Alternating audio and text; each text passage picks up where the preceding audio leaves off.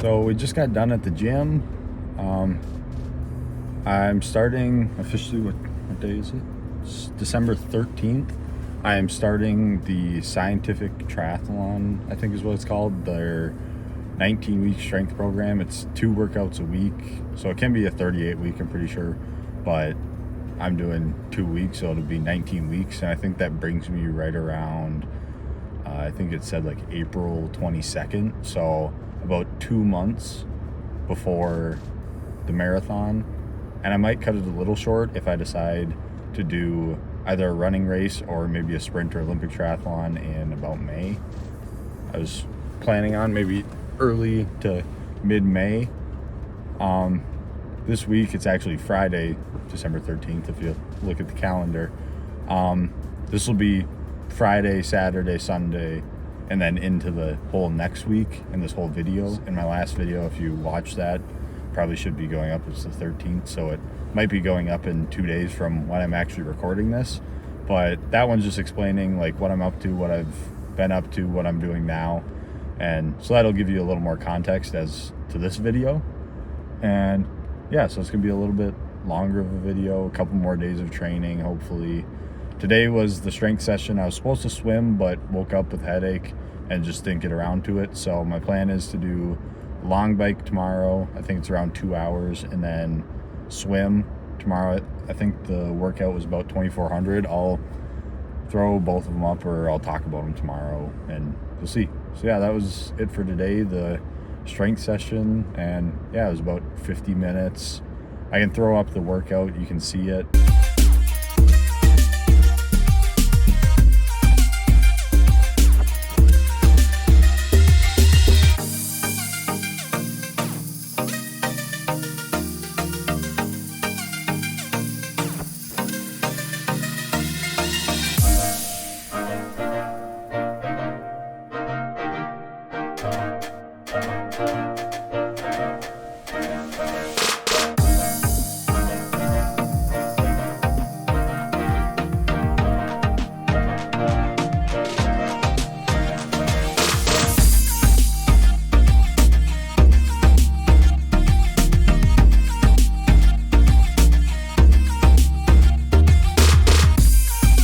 The discussion at the end of this video, I'm thinking about doing an off-season / strength training / what to do in the off-season, what can you do, what you shouldn't do, maybe give you some ideas on what to do, since it's anyways, for me up north it's pretty cold. It's starting to get really cold. It's been negative the past couple days. It's finally coming back up, but that discussion will be on what to do with the winter, as indoor training can be pretty daunting. It can burn you out pretty fast, especially compared to running and biking outside and swimming in the lake. So yeah, I'll just give you some ideas, my thoughts.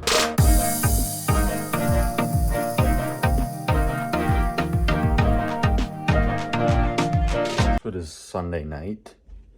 What is it, the 22nd? And I guess the past couple sections or segments of the video were me talking about my lifting for the off season, and saying this might be a longer video. We'll get to that. But yeah, I was talking about my lifting, and then I showed a little bit of my biking from 2 or 3 days ago. I think it was Friday maybe, or Thursday. But I just wanted to give a little update. This is the prime time of off season, and in the next segment I'll record it probably tomorrow or Tuesday, and it'll more so be about what the off season is about and how long it's going to run, what I've been doing so far, and when it's going to end, when my build is. But this week I was feeling very fatigued. The last 2 weeks I was sitting at around like 60% completion rate for my workouts. So I figured this week I'm going to take it chill. I biked, I swam. I can throw the swim up on the screen. That was on Friday. That was pretty decent. I felt really good actually, which I was happy about because my swims have not been going good. Still trying to get private lessons set up for this off season to improve on that, but yeah, it was a pretty chill week. Didn't I worked out like 4 or 5 times. I lifted another time after the one that I showed you. It was pretty similar. It doesn't really change much. The program I'm doing, the scientific triathlon program, is typically 2 leg exercises with a upper body exercise, and it changes. And then I think every third workout is like a plyometric, which will be my next workout, which I'll do either tomorrow, probably tomorrow. But yeah, if I do that, you'll see that in the next video because that'll be next week's training. But next week I'm going to try to hit it really good. Obviously Christmas is coming up. This should be coming out on Christmas Eve, the 24th. And so next week will be probably all over the place because Christmas, so the gym isn't open, and I'll have to move stuff around, and I think I might be picking up some extra shifts at work, so I might be dialing back some of the training to make up for that or not have as much time. But yeah, I'll talk a little bit more about my off season and what you should do in your off season, how to plan an off season. So like I said in the last clip, my training has kind of dialed down. I'll throw it at the end, like kind of a credits as what I did this week. I think it was 4 workouts, and I threw in a run there. I didn't record it. It was just 20-30 minutes of easy running because that's all I really felt like doing. And I decided, I was thinking about maybe next week, but this week I should be off at least a little bit. So I think next week and the next video that you'll see is probably going to be a test video. So not my swimming. I tested that 2 or 3 weeks ago, and that was a CSS swim test, which I can throw up how you do it on the screen. It's a 400 all out, a 200 all out, and then you subtract those and divide by 2, and that gets you your 100 critical swim speed, and that is kind of like your threshold running pace. It's like your sprint it's your swim pace. It's your swim speed, and it's kind of like an FTP test or a run test, which I'll explain those in the next video because I'll be doing a FTP test for the bike. I'm not sure which one. It depends on how much time I'll have. I'll probably do the ramp test, which is a little shorter but a little less accurate, which I'm all right with for now. It's just to get a little bit of a baseline going into a build. And then for running, typically what you do is just an all-out effort or a certain amount of distance, usually like a 5K, and you just run it as fast as you can, and that kind of sets, and then you put in your heart rate.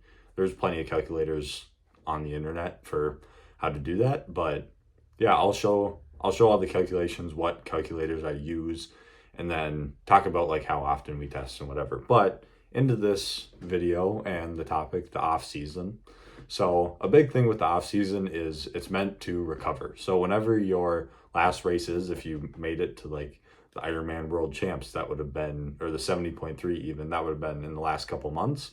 So you would just be getting your off season. I was done in August, but I kind of treated it like I was racing through about October. So I trained all the way through October like I was normally racing. So I didn't start mine until November, and I'm going to run it from the months of November and December. So about 8 weeks. I'll maybe tack on 2 just for the new year, just because I don't know what's going to happen and all that. But yeah, usually about 8 to 12 weeks is typically how long you want to do it.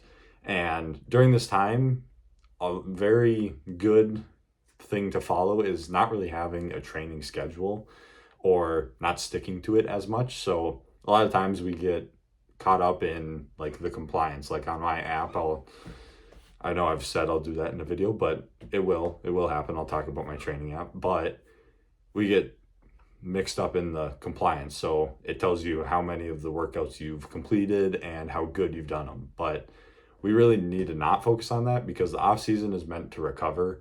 And I know a lot of people get caught up in the doing every workout right and however hard it is, but this is really about recover. That is the number one thing you want to do. You want to get better and get like any injuries, even if it's like a little soreness, like I had during my marathon right behind my left knee on the hamstring when I did my long runs. So before the marathon, I talked about this in 2 videos ago or whatever. But I ran like 13 miles and 15 miles, and every time it was that hamstring right behind my left knee. And so that's something that I'm addressing. I'm working on my hamstring strength, but it's little stuff like that. Even if it's not injuries, you still want to address stuff that you have. If your ankles are weak, or if you had a tough time like with your feet or your knees or your hips, or your shoulders weren't holding up during all the swimming, anything like that you want to address.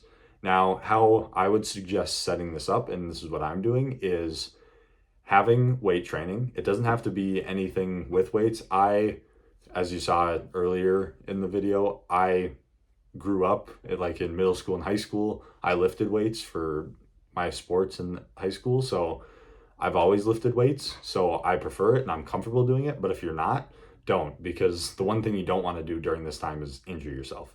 Another thing with that strength training is most people don't do it during the racing season. So slowly build up.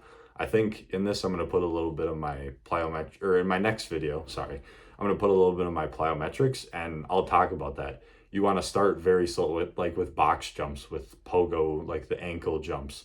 You want to start slow, like 1 to 2 sets, maybe 5 to 10 reps, and then build up even intensity. Like when you're doing the box jumps, do a low platform and jump onto it.